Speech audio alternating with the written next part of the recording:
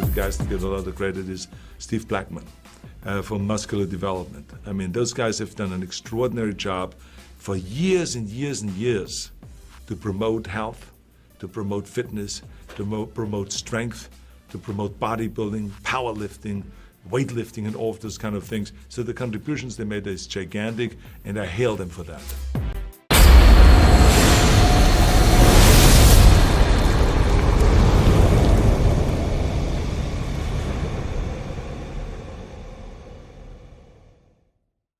Hey everybody, welcome to the Ronline Report. It is Arnold Classic week, and who better to give some critiques, predictions, picks than Milos, the Mind Sarcev, joining us from California. How are you, sir? Hi, Ron. Great. It's a week away from the Arnold Classic. I'm excited.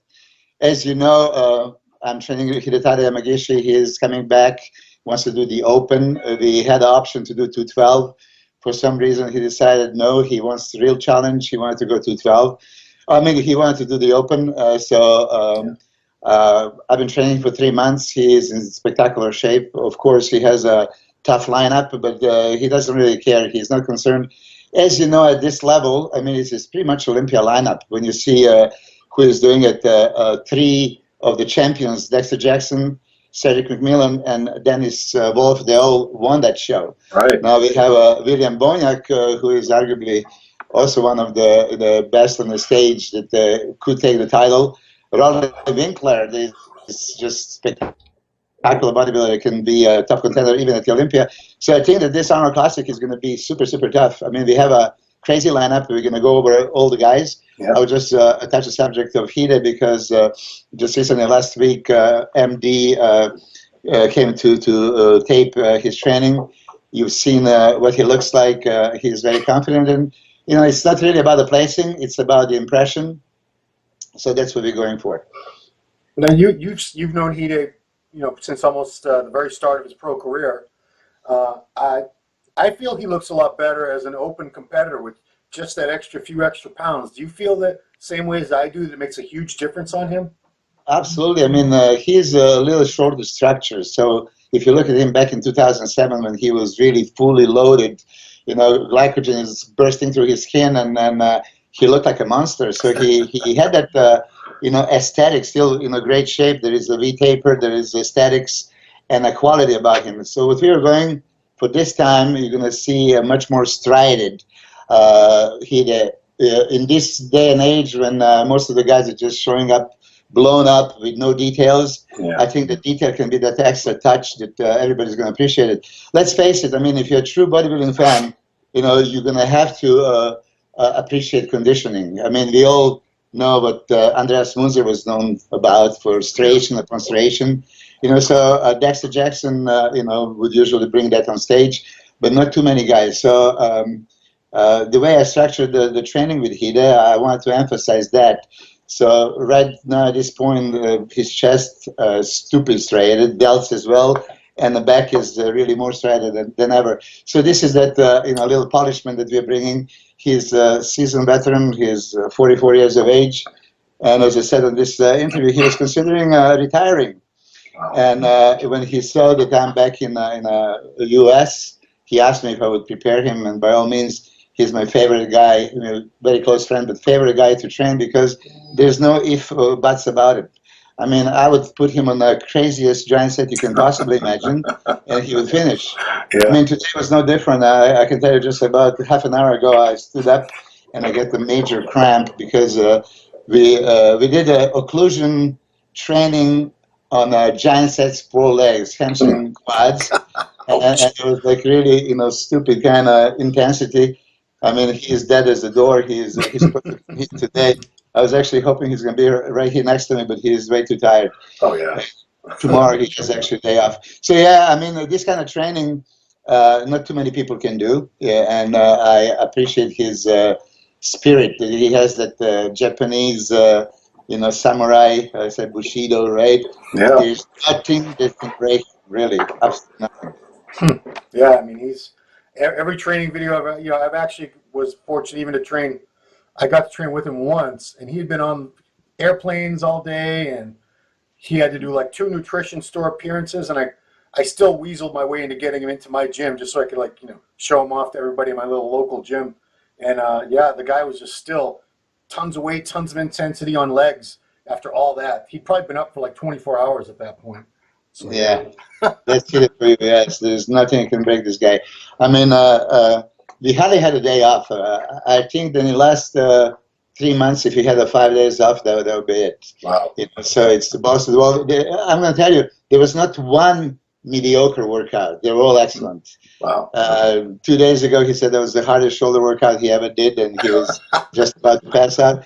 We were also experimenting. I mean, you know about the occlusion training and that hypoxia that creates hypertrophy. I was not too much for it before, but then I started imagining, some things, and then I came up with the idea that my hyperemia advantage training system with increased blood flow can be perfectly mixed with this. So we restrict it, then we push it, then we restrict it, then we push it in a specific way. And the pumps that he was getting was crazy. Yeah, but at this stage, when you are somewhat limited with calories because you still need to come down and show up all the striations and everything, it was just very taxing. So he is beyond tired. And tomorrow is his first day off. Poor Hide. Well, it's all going to, we got less than a week to go. We'll get to see the results. I'm very excited to see what he's going to look like at the Arnold. So, yes. All right, well, let's get into this lineup, Milos, and what a lineup it is. So we're starting off with Lionel Baeki from France, who looked really good at this show last year. Very, very impressed. What's your assessment? Lionel is, for me, one of those guys that can be a dark horse, and if he puts it together and shows up, he can actually even win the contest. Yeah. You say, I'm not like everybody else that they would have their favorites and like upper echelon, that you don't touch those guys. That no. I worked with many guys, as you know. There was, like, for example, Gustavo Badel. Right. Back in 2002, he was 24th out of 25 guys in Mr. Olympia. Back then, there was not like 16 players, everybody, but they actually gave him 24th out of 25. In 2003, he didn't place in any show, and then I started working with him. And as you know, on the first show, he was in Ironman third behind Dexter and Lee Priest, and then he was second to Victor Martinez at GNC show. But going into Olympia, he was not even considered top 10. And right. I did tell him back in that day that, look, they're not going to call you with top 10, 12 guys. Just stay in the lineup, stay tight. You're going to get your chance, and once you get your chance, you're going to prove it. And that's exactly what happened. I think he was like a 13th guy called out. And you know how that goes. Usually when you are called for a second, third round, you already know your placing. Right. And that was like also competing. Here we go. Like, show us what you got. And he was so spectacular that he moved into top 10 and to top 8 and top 6. And finally, when he was in top 6, he placed third. Yeah.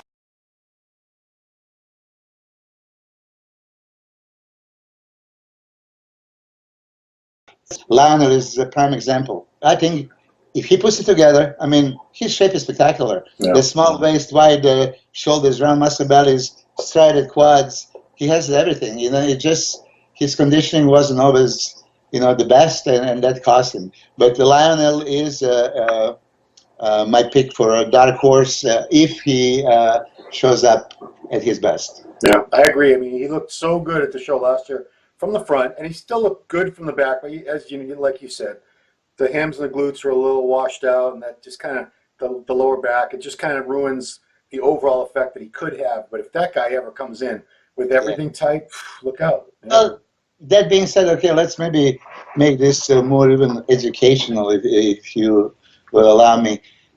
Some guys are just saying that conventional system, progressive overload, just one way and no other way. And particularly from the back, you see, a lot of people don't see their back training. They don't feel the back, so they just do the exercises, pull over, bend over rows, pull downs and stuff like that, not really feeling it. Now, if you do at this stage, apply this isotension, and you really focus on maximal squeeze at the end of peak contraction, and you hold the pose, and and then you extend the range of motion both in a negative and positive. I don't know if you guys are watching the videos that I do with Hide. I would actually overstretch him on a negative position, and then I would prolong his range of motion on a positive. So just to have what is actually needed for a muscle hypertrophy, maximal lengthening and then maximal shortening. A lot of people don't do that. So of course, if I would train, for example, Lionel, and his back is the problem, I would probably have a little bit more frequent, maybe a little bit less heavy, but more detailed kind of work with the contractions, holding it, and I hope he would bring that, because there is a potential there. There is so much muscle maturity. So when you have so much muscle and you can get very lean, you can start working on that detail. So Lionel is one of those guys. Speaking of so much muscle, William Bonac, this man is packed with muscle. 3rd place at the Olympia, only behind Phil Heath and Big Ramy. So this is a guy that a lot of people are saying could very easily win this show. Nobody's going to be surprised if he wins. By no means. He's probably, for his structure and his height, the most muscular guy on stage, right? He's going to be, probably pushing Cedric and who else is there? Roelly Winklaar, yeah. But as you know, he was arguably even 2nd place at Olympia. Many people believe that William Bonac was just spectacular. There is so much muscle packed. It's almost too much muscle, right? I still think that his legs are still overpowering his upper body. But if you look at the structure, there is not enough width for that kind of thickness of the legs, in some poses. But then once he starts posing, he really becomes, he has that polished physique, and he never comes off. So, being a top 3 at Olympia, showing up on this stage, he actually might be favored, because he beat all the guys in this lineup on Olympia stage just 6 months ago, right. So or less than 6 months ago. So William could be potentially #1 favorite to win, and rightfully so. I saw his pictures recently, and he looks like he's already dialed in. So it's going to be hard to beat. Hey, does he remind you of Kai Green a lot? For me, I see so much in common with Kai, with that so much muscle density. Muscle density, yes. It's just like shape is different, and for that reason, maybe not. But yeah, he is a top contender. He can stand next to Kai and give him a run for the money. Kai at his best. Wow. So William Bonac is prime example of a potential Mr. Olympia if he just is lucky enough on that particular day that he stands next to Phil, Big Ramy, other guys, favorites. He can push them and actually win the show. So he can definitely win the Arnold Classic in 6 days from now. Yeah. Next up, we got the Haitian sensation from New York, Max Charles. Max looked pretty good at this show last year. Yes, here is an example, right? He's rightfully top contender in the IFBB. Has everything that it takes. I just think that really it would be very, very hard for him to break a top 6. Most of the guys that we're going to talk about, to make a top 6, it's like accomplishment itself. And I can tell you, because back in the day, back in the 90s, when I was competing, breaking the top 6 was like, so unbelievable. Competing with Ronnie and Nasser and Dorian and Sean and Flex and Kevin, Paul, you name it, Lee Priest. Just to make a top 6, it was like, oh man. But being among the best, it's all it counts. So he's going to have a hopefully good showing, and I wish him the best. Yeah. Another New Yorker is next, Jonathan De La Rosa, who's come very close at the big shows, but never really broke into the top 5 at a show this level yet, the Arnold or the Olympia. John is great. First what I do always, you shut the lights and look at the silhouette, and he has a pretty much perfect silhouette, right? So that's what it's all about. You have a V-taper, X-frame, small waist, round muscle bellies, right? But then you turn on the lights and then you look inside. I would just want to see him a little bit more, polished. Deep separations. Yeah. And if he comes in a really, dialed condition, lean, he can nail it. He's strong in all mandatory poses. He's strong in relaxed, especially particularly I've seen side relax pose. Yeah. Phenomenal. Crazy So, legs. look, on any given day, he can maybe attract the attention and be moved up there in the top 6. Yeah. Dexter Jackson, 5-time Arnold Classic champion, 48 years old, showing no signs of wear and tear, still at the top of his game. He's another guy that I wouldn't be a bit surprised if he wins this, would you? I actually believe he's going to win it. I mean, Dexter is 5-time champion.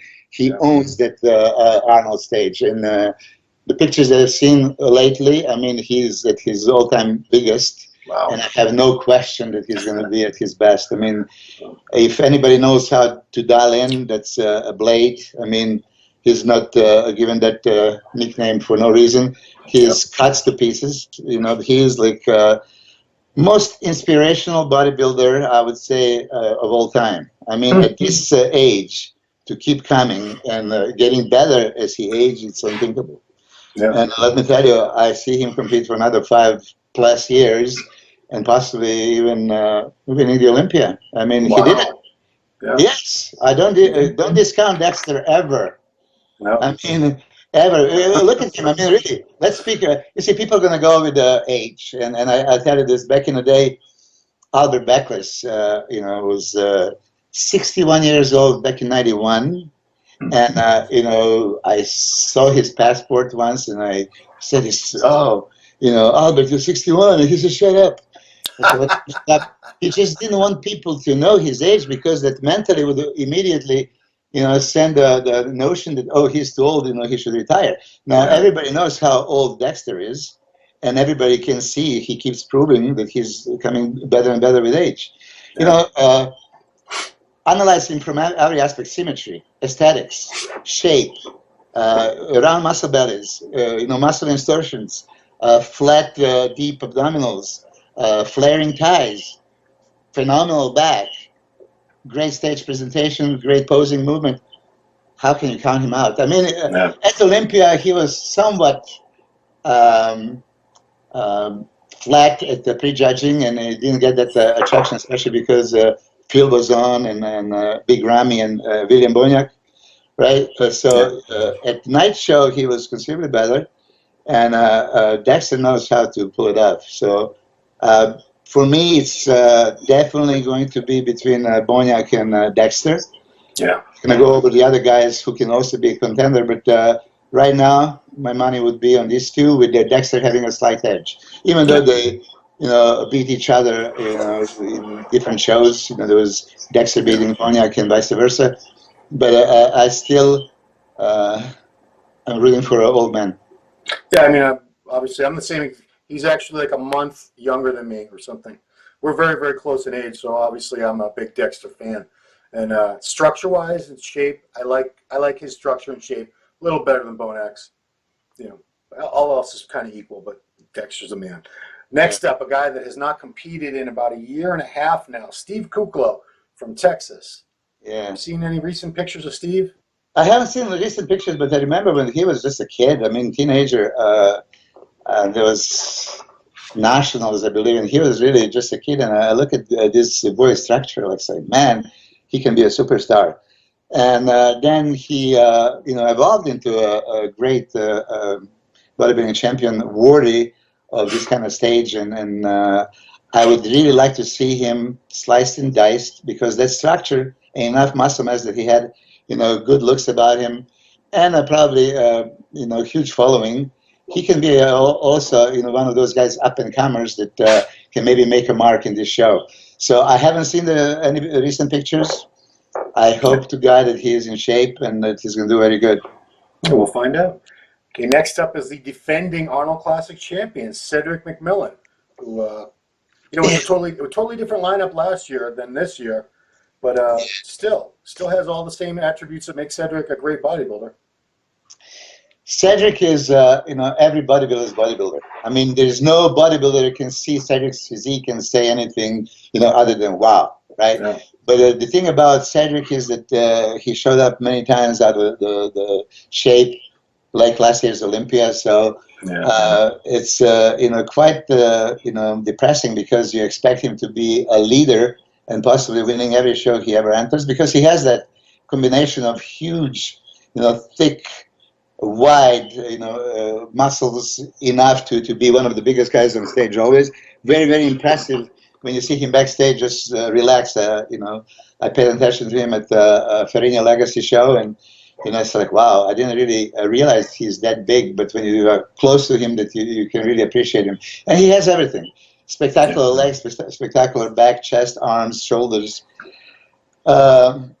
presentation, posing, right? Everything is there. It's just like, I don't understand how can you, at that level, weeks before a show, seeing that you're not really dialed in, allow yourself not to be in shape. I mean, there was many times back in 90s, me included, that I had to be ready in 3 weeks and I'm not there. And many other guys, we would do what it takes to be ready. There is, now huge pressure on him because he's Arnold's favorite. Arnold talked about him like a couple of years ago when he didn't win, that he would have him as a winner. So last year he won, and he set the standard. Which Cedric is going to show up is going to basically decide if he's going to be among those two that I mentioned, Dexter and Boniek, because he can definitely win the show as well. I mean, I'm giving Dexter and Boniek advantage due to their consistency. Had Cedric been consistent, it would be a different story. Now, if you ask me, all these three guys at his best, at their own best, Cedric has a chance to win.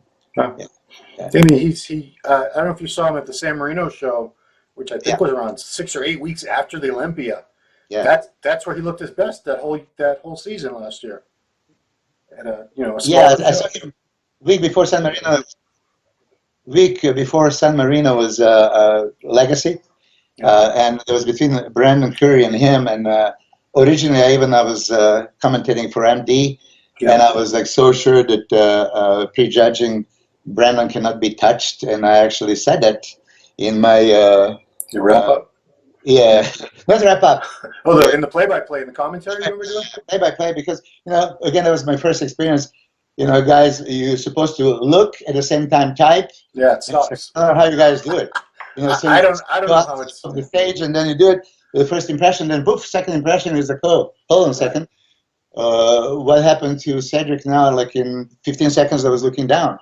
So in the afternoon, actually, I saw Cedric winning after I was so boldly saying that he has no chance of winning. Then in the afternoon, it's like, whoa, he made me a believer. Brandon won, and Brandon is like, of course, one of phenomenal bodybuilders and one of my also favorites. I mean, this guy has a structure that you can kill for. But Cedric could be also rightfully, winner of the Farina Legacy, especially the way how he showed up at the finals. Still, there was not a crazy conditioning. And now let's talk, maybe use that opportunity for conditioning. Yeah. What is considered perfect conditioning? I mean, if you're going to just look at some aspect, if you are ripped and dry, this is it. So, people get ripped and dry and flat as a pancake, and muscle doesn't pop out and all this shit, but they are ripped and dry.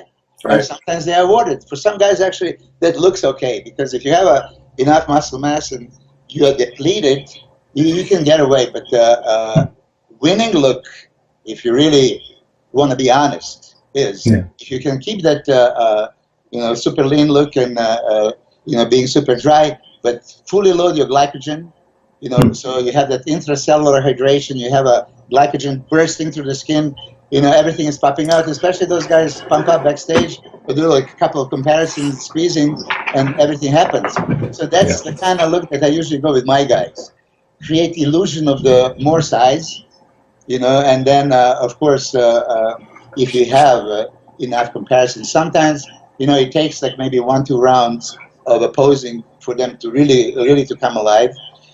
And, this is kind of thing. So, for Cedric, I mean, he has such a huge muscle mass already, and around muscle mass, I can only imagine him if he's fully loaded with glycogen.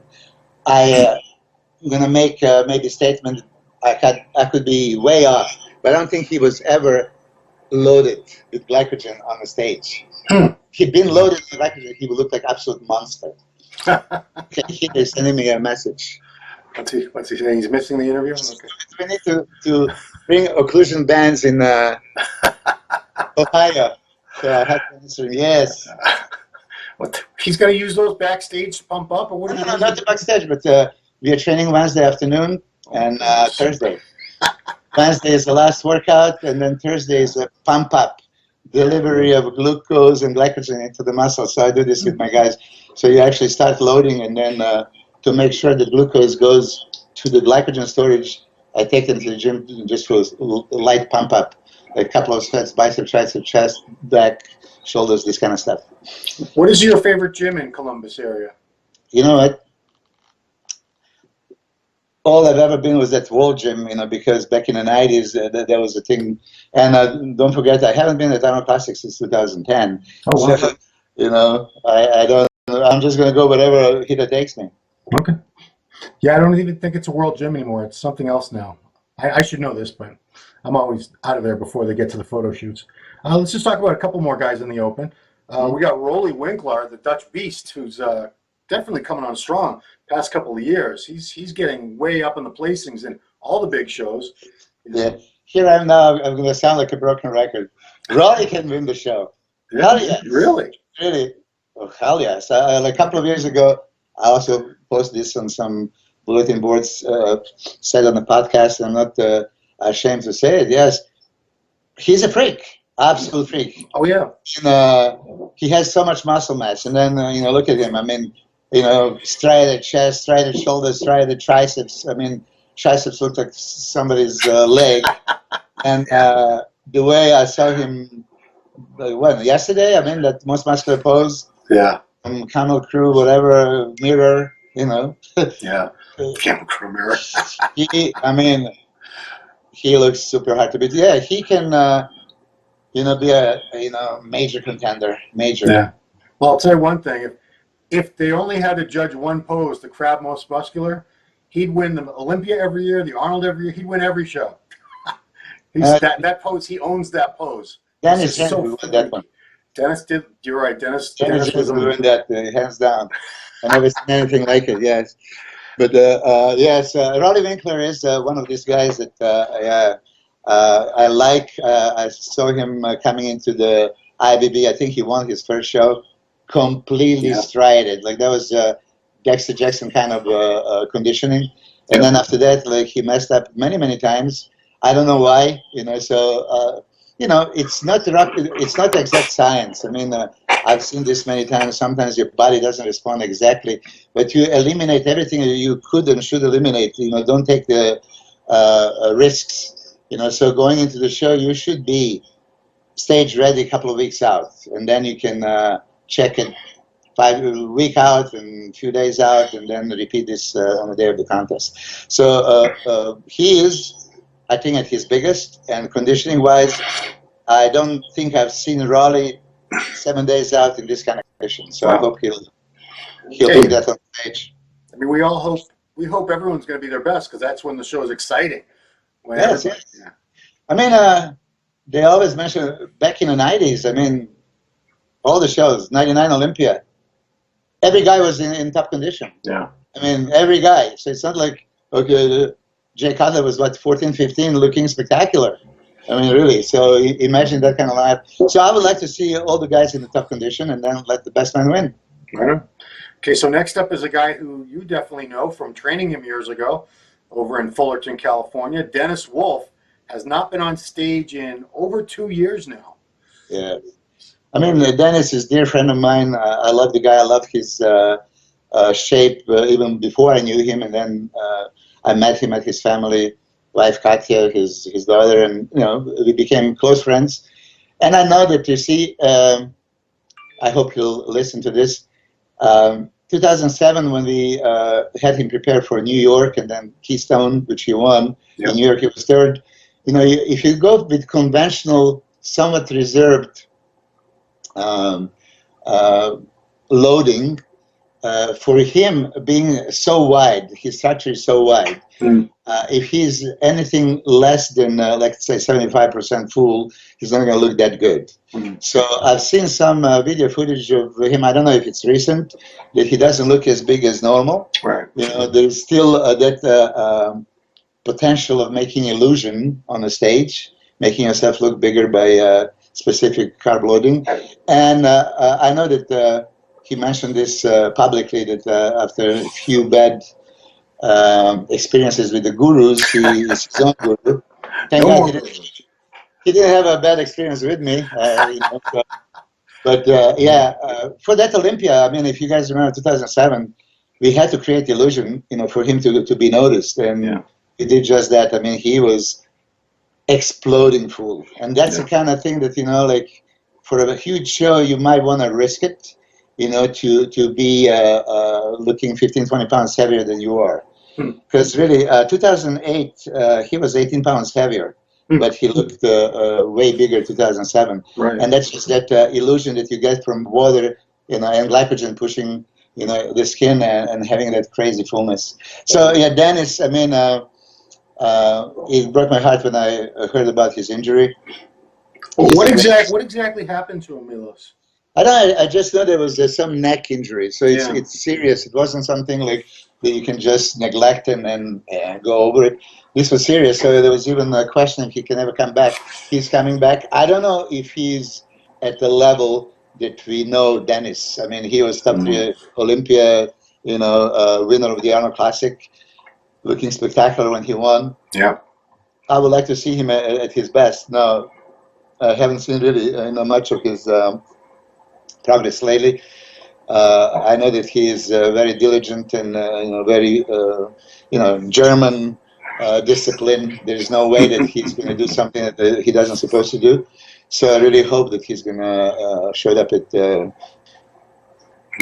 high level. He's also got that stubborn Russian fighting spirit too, from growing up in Russia. Yeah, I forgot that. Yeah, he's Russian German. Yeah. So okay, the last guy we're going to talk about in the Open, he was the 212 champion 2 years ago, Hidetada Yamagishi. How's Hide going to do? I'm going to tell you, Ellie, because he's one of my closest friends, dear friends, my training partner, and of course I might be biased saying something, so I don't want to say things that you guys are going to construe differently. But look, when he showed up on the stage 2006, everybody was kind of not laughing, but saying that this guy can never be on Mr. Olympia stage. Right. I did put that back in 2007 on getbig.com. He's going to be on Olympia stage in 1 year. It's still there. You can Google it. You can find it. Yeah. And he was on the Mr. Olympia stage 2007, and that was huge competition and lineup there. I just knew with his work ethics. I mean, proportionally, he already has enough muscle mass. There's no weaknesses, right? Yeah. So Hide, if he puts it together, he's a master presenter. I mean, you've seen his posing routines. He flow. Yeah, I love his posing routines. Yeah, and he's natural. He can wake him up in the middle of the night and tell him, do the routine that he's going to do. And 7 different versions of the same thing, and hitting the poses that you've never even seen. I actually encourage him to hit the poses that nobody has ever seen, because he really, looked that good. We are shooting for a top 6 placing. I know that this is, tough to do. It's going to be very, very hard. But hard or difficult doesn't mean impossible. He's ready to fight. Yeah. He just hopes he's going to get a chance. Given a chance, probably he can impress some people and not make any mistakes. You see, many guys lose their focus and lose their pump, lose their condition when they're compared second, third, fourth time. Yeah. I don't know if judges purposely, because of that, don't want to compare them that much or that often, and maybe save some of the competitors. I don't know. I'm not implying anything. But, yeah, boy. Stay away. Okay. No, seriously, he comes alive with the more posing, right? Yeah. And I'm going to make sure that he's fully loaded. Interestingly enough, amount of carbohydrates that would normally fill him up. Now I'm not filling him up, so we have to do more. That's why we were testing last week and this week. So he's going to probably have to do something as crazy as they did with Dennis Wolf, 5,000 grams of carbs in 3 days. To be full. Yeah, I mean, it's just, you have to look. I mean, you have to be open-minded. If the thing is not happening, it's not full. If 1,500 grams of carbs a day don't get you where you're supposed to or project where you should be, it's always different. He was half that before, but I guess with this crazy training that we did, his metabolism is through the roof. I mean, he hardly did any cardio really, and he's looking super, yeah. So yeah, I don't want to talk about the placing. I just hope the judge is going to give him a fair look. I think he earned it. I mean, he is a veteran of the sport. He keeps coming back. Last couple of shows, he didn't have a placing that he was looking for, so he got a little discouraged, even to the point to think maybe he should retire. I said, look, it's another day. You know, and any given day, if you showed up at your best and you're a top contender, you can be, you know, at the top. You can be a dead last. Look, 1997 Olympia, there was 13 guys. Ronnie Coleman was 9th. I was 10. And then there was Mike Materazzo, Charles Claremont, and Mike Francois. 3 phenomenal bodybuilders in great shape, but somebody has to be first and somebody has to be last. Yeah. You know, so people don't, you know, see that. This is the highest level of IBB, pro bodybuilding, and that last guy can look spectacular, and you can't take anything away from him. So, but you know, speaking of Hida, as you asked, yeah, he won 2016 Arnold Classic 212. Yep. There was consideration. I really think that he would win 212 week from now very easily. All respect to everybody, Jose Ryman and David Henry and other guys. Not you know that I disrespect. I just think that he could do that. He did it before. Jose did it also, but you know, it would be a very competitive in 212. In open division, you have 2 things going. You have a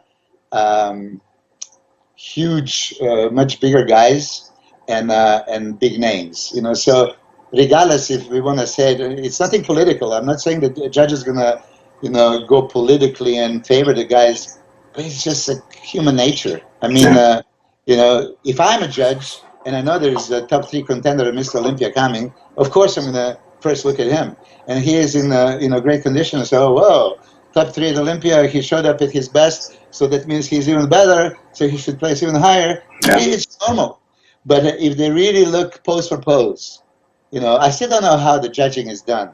When they do the front double biceps, we have okay, now Cedric got 10 points and Roelly got 9. Now we're doing a lot spread, and this guy gets this point. No, it's just like overall impression. Right. It's like, yeah, overall impression.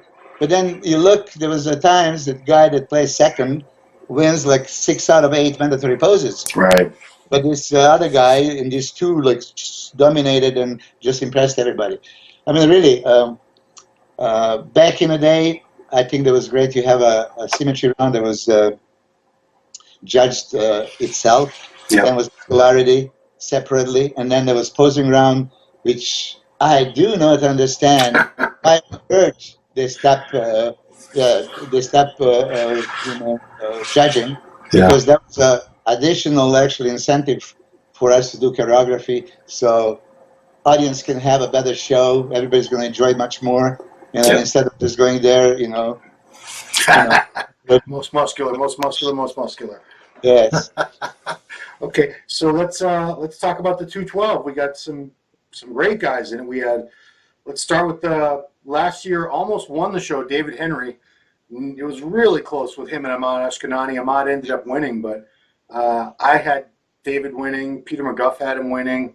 I had him winning also, and it's nothing against Ashkenani.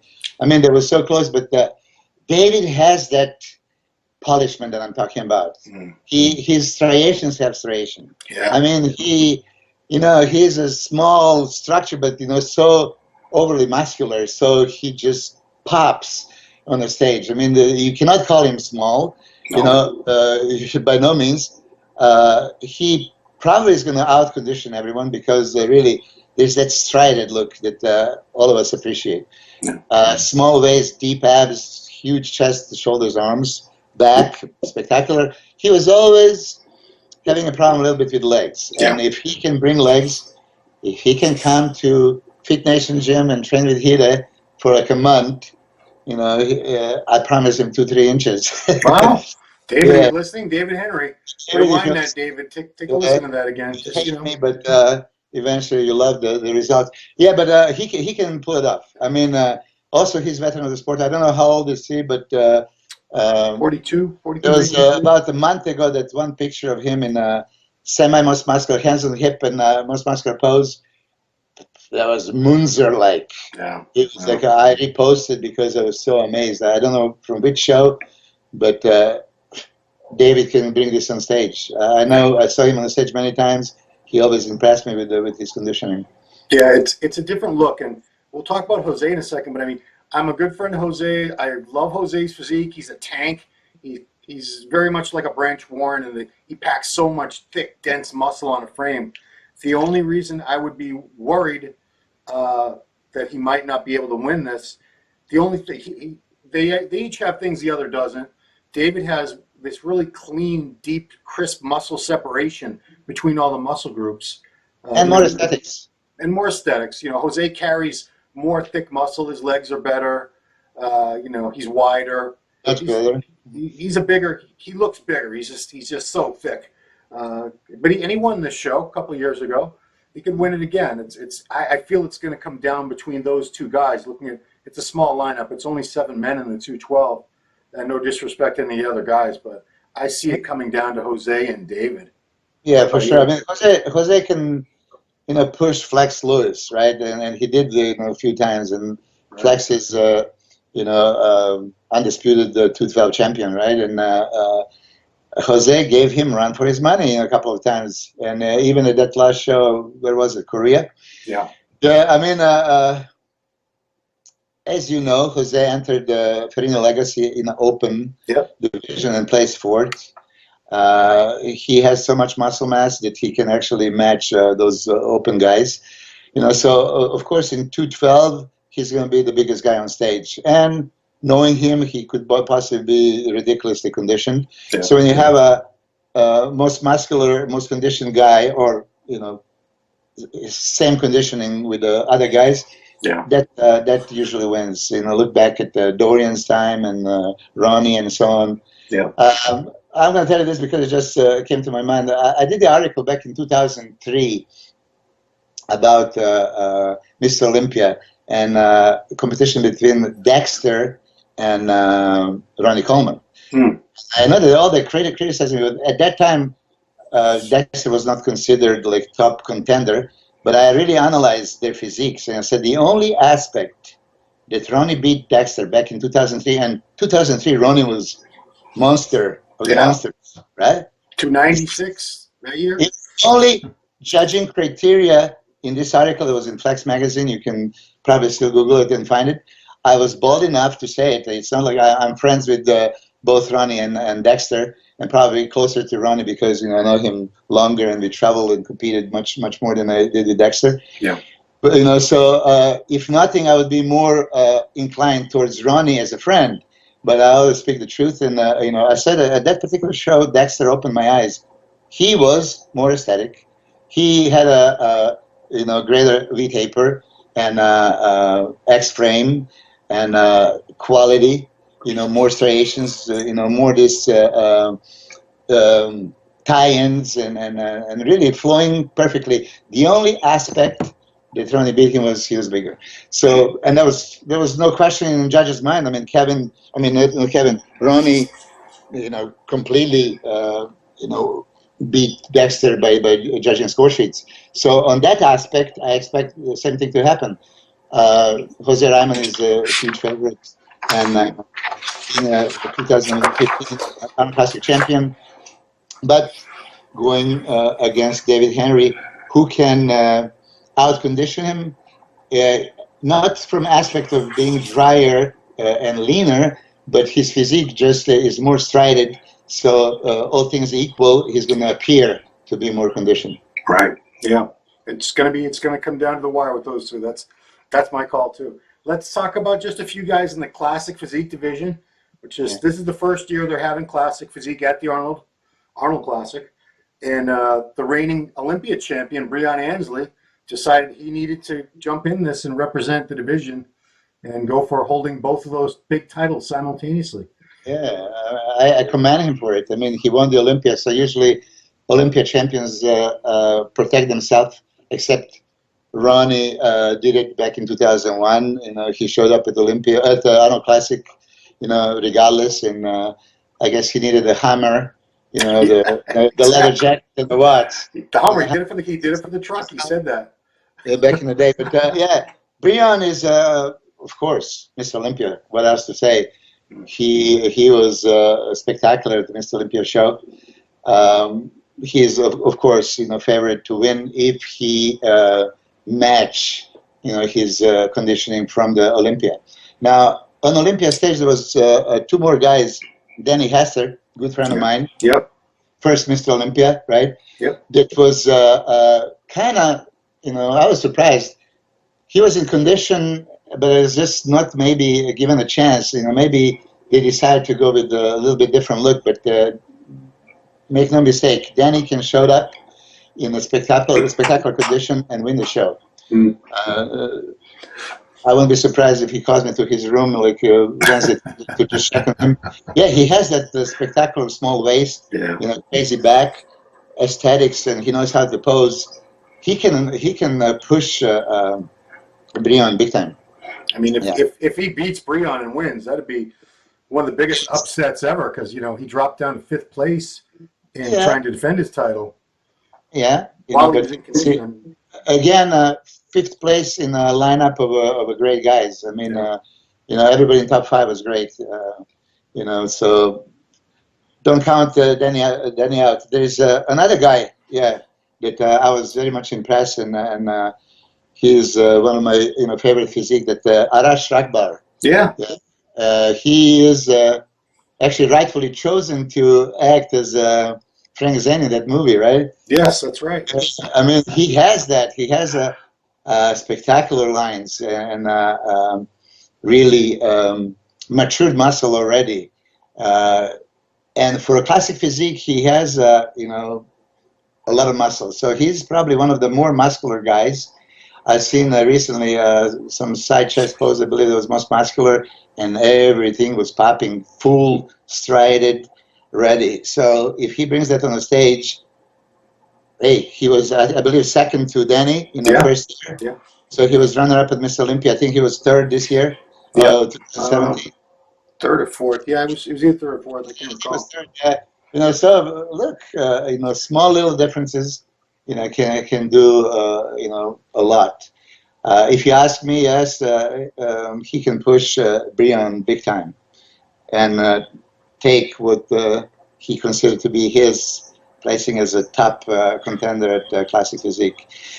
I have another guy because I've seen on a lineup, Danny Yonan. Yeah. It's a kid from San Diego. He contacted me a few times. I've seen his pictures. I'm very, very much impressed. He can be a surprise of the show. He has to go. He has that look, boy next door, right? Yeah.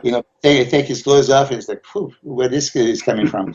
Small waist, everything dialed in, very symmetrical. It's interesting. He would put the poses of different guys. He did it with me, like my 5 poses, and then comparison poses, right next to me and beating me in some. And same with Arnold and the other guys. So guys, wow. No joke. So he's going to be there. I believe he's easily top 5. And when you see a top 5, it can be either way. Somebody has to win.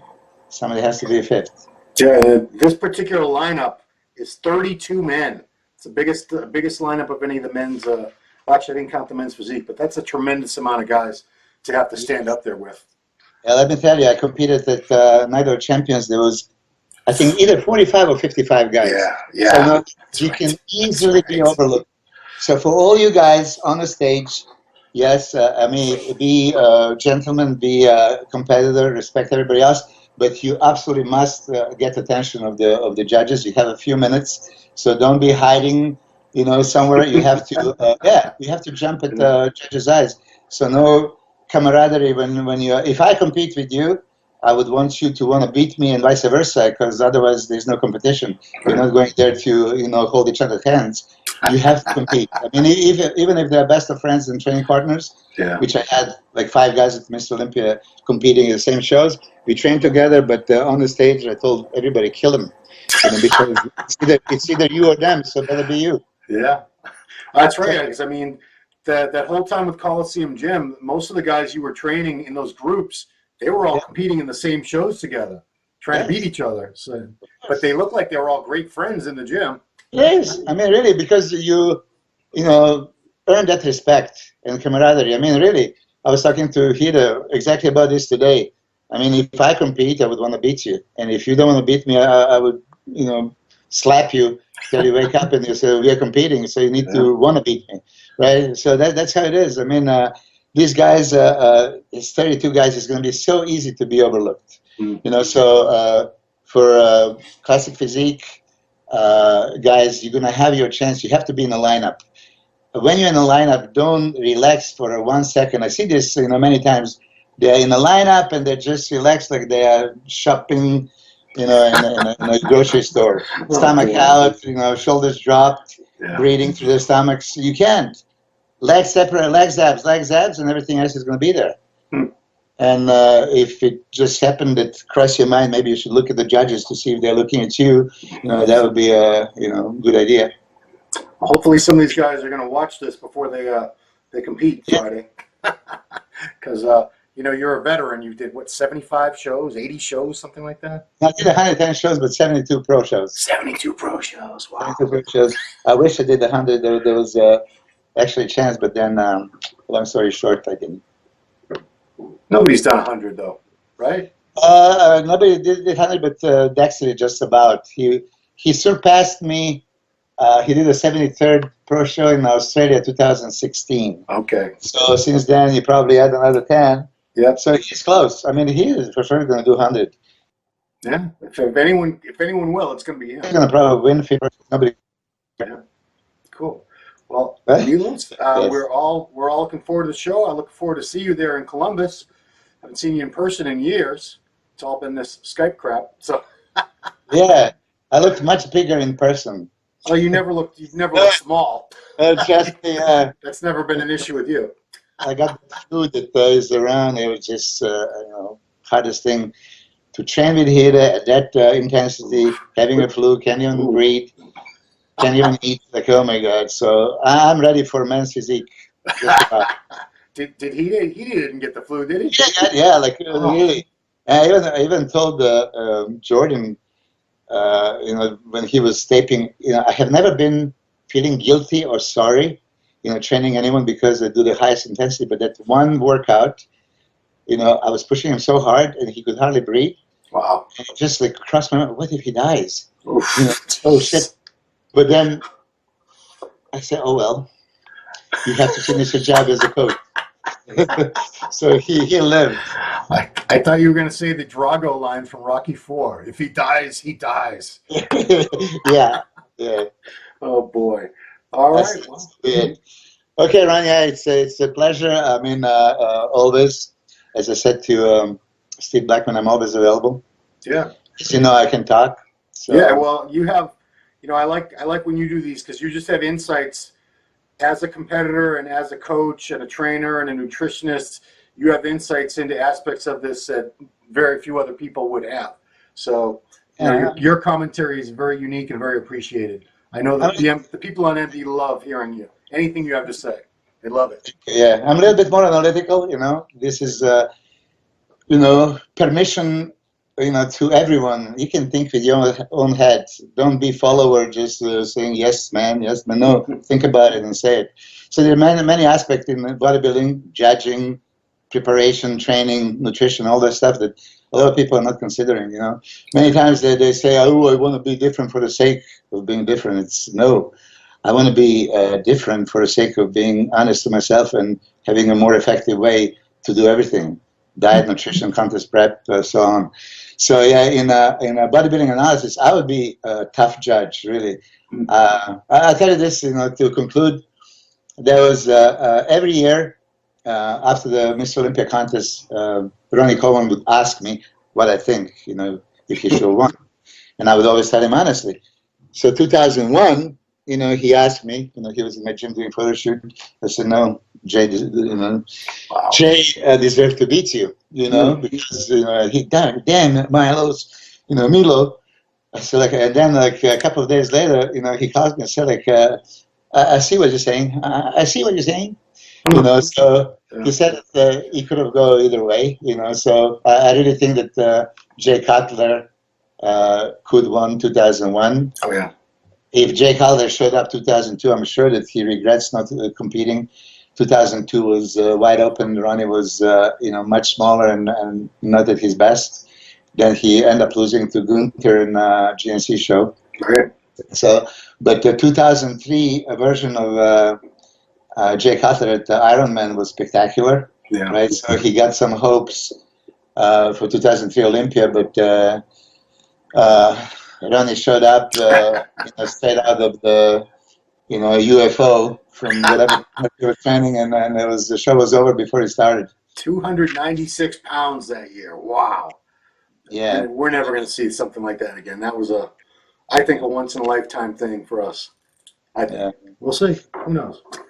Yeah. All right. Well, that's interesting because everybody wants my stories. I tell you this, Flex Magazine at the time, made a Olympia preview for 2003 Olympia and invited Gunther, who has just beaten Ronnie, Jay Cutler, who won Ironman Arnold Classic.